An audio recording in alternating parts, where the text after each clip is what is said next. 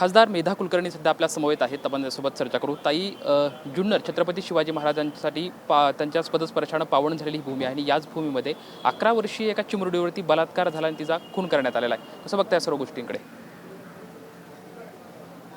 खूप भयानक आहेत या गोष्टी.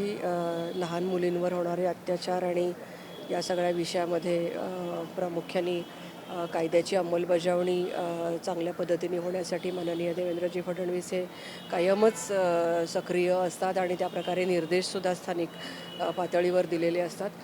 जनजागृतीसुद्धा मोठ्या प्रमाणात करण्याची आवश्यकता आहे. CCTV फुटेज आणि या सगळ्या गोष्टी ज्या आहेत त्या अद्ययावत करण्याची आवश्यकता आहे असं नक्कीच वाटतं.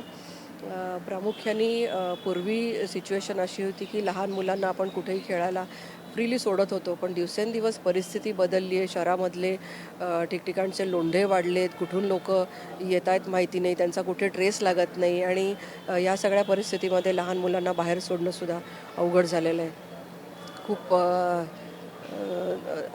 वारंवार या सगळ्या गोष्टी ज्या घडत आहेत त्याचा पायबंद लवकरात लवकर करणं आवश्यक आहे. स्थानिक प्रतिनिधी आमदार असलेले शरद सोनवणे यांच्या मूळ गावी आहे. याच ठिकाणी गावामध्येच खरं तर हा सर्व प्रकार घडलेला आपल्याला पाहायला मिळतोय. मी माहिती घेते त्याची डिटेल आणि योग्य त्या कारवाईसाठी माननीय मुख्यमंत्री नक्कीच सक्रियतेने काम करत आहेत आणि ठिकठिकाणी स्थानिक पोलीस प्रशासनालाही त्या प्रकारचे आदेश त्यांनी दिलेले आहेत. नसरापूरचं प्रकरण घडल्याच्या नंतर पुन्हा अगदी काही दिवसामध्येच हे प्रकरण घडत आहे. आरोपीला काय शिक्षा झाली पाहिजे अशी तुमची मागणी आहे? काय त्याच्यासोबत घडलं पाहिजे? जिथे जिथे अशा प्रकारचे गुन्हे घडतील, लहान मुली असतील, तरुणी असतील, बलात्काराच्या घटना, पळवून नेण्याच्या घटना, अतिशय कडक कारवाई झाली पाहिजे. आणि नसरापूरच्या उदाहरणावरून आपल्या लक्षात आलं की काय मोठ्या प्रमाणात फास्ट ट्रॅक सिस्टीम ही लावता येऊ शकते, तर तशी सगळीकडे लावली गेली पाहिजे असं माझं मत आहे. आणि फाशीची शिक्षा ही महिलांना त्रास देणाऱ्यांना झाली पाहिजे.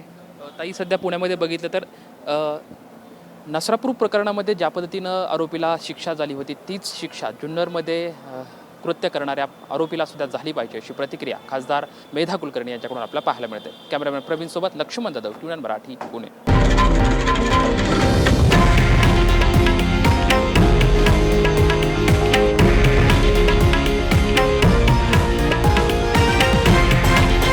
हे आहे देशातील नंबर 1 न्यूज नेटवर्क आणि आपण पाहत आहात TV9 मराठी, एकमेव.